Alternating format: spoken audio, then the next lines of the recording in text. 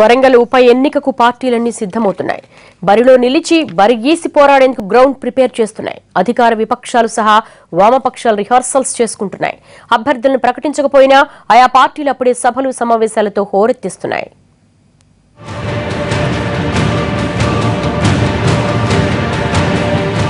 తెలంగాణ రాష్ట్ర deputy CM Kadiyam Srihari MP పదవికి రాజీనామాతో అనివార్యమైన వరంగల్ ఉప ఎన్నిక అన్ని పార్టీలకు ప్రతిష్టాత్మకంగా మారింది.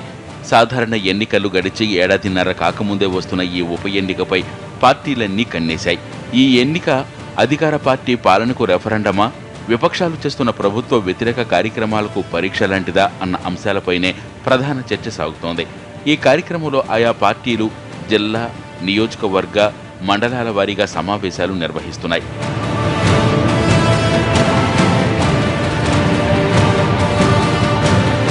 వరంగల్ ఉప ఎన్నిక కోసం విపక్ష కాంగ్రెస్ పార్టీ కాస్త ముందుంది. 2 నెలల నుండే పీసీసీ సహా ఆ పార్టీ జాతీయ స్థాయి నేతలు వరంగల్లో తెస్టవేసి క్యాడర్ను మేల్కొలుపుతున్నారు. ఇప్పటికే 6 ఇన్ఛార్జీలను నియోజకవర్గాల వారీగా కాంగ్రెస్ కేటాయించింది. పీసీసీ అధ్యక్షుడు ఉత్తమ్ కుమార్ రెడ్డి వరంగల్ తూర్పు, పశ్చిమ నియోజకవర్గాలు, భూపాలపల్లికి assembly floor leader Jana Reddy, station గణపూర్కు మాజీ పీసీసీ చీఫ్ పొన్నాల లక్ష్మయ్యను అపాయింట్ చేశారు.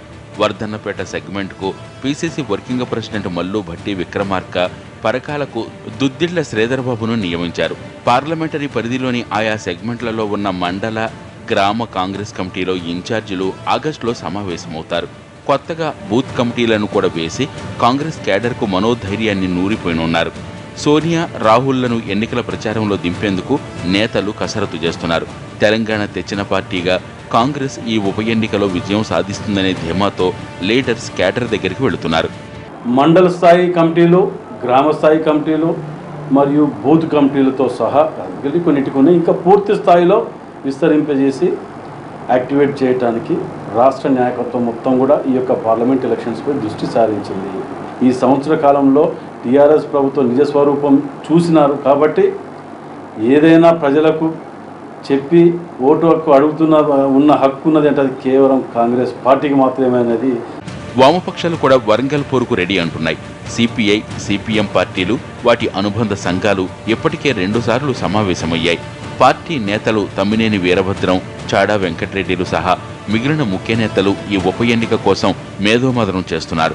సామాజిక ఉద్యమాల నేపథ్యం ఉన్న వివిధ సంఘాలతో ఆ పార్టీ నేతలు వరంగల్లో రౌండ్ టేబుల్ సమావేశాన్ని కూడా నిర్వహించి పోటీకి రెడీ అని గ్రీన్ సిగ్నల్ ఇచ్చారు.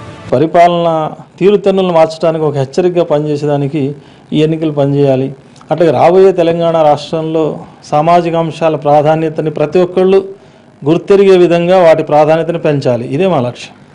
ఈ ఉప ఎన్నికను ఒక అదనుగా తీసుకొని వామపక్షాల పార్టీలో ఒక వైపున ఐక్యంగా ఆలోచిస్తూనే రెండో వైపున ఈ గత ఉద్యమకారుల్ని లేదా ప్రగతిశీల శక్తుల్ని, ప్రజా సంఘాలకు సంబంధించిన వాళ్ళని, ఈ సామాజిక న్యాయం కొరకు ఆలోచించే వాళ్ళని కలుపుకొని ఒక ఐక్య అభ్యర్థిగా, ఉమ్మడి అభ్యర్థిగా పెట్టి తద్వారా రంగంలో దిగాలనుకుంటా ఉన్నాం. ఇక టీడీపీ, బీజేపీ కలిసి పోటీ చేయాలని భావిస్తున్నాయి. కేంద్రంలో అధికారంలో ఉన్న పార్టీగా అభ్యర్థిని బరిలోకి దింపాలని యోచిస్తున్నాయి. అయితే అభ్యర్థి ఎంపిక విషయంలో మిరాకిల్ సృష్టించాలని టీఆర్ఎస్ పార్టీ నుండి ఓ పాపులర్ నేతకు కాషాయం కండువ కప్పేసి బరిలోకి దింపాలని బీజేపీ వ్యూహరచన చేస్తోంది.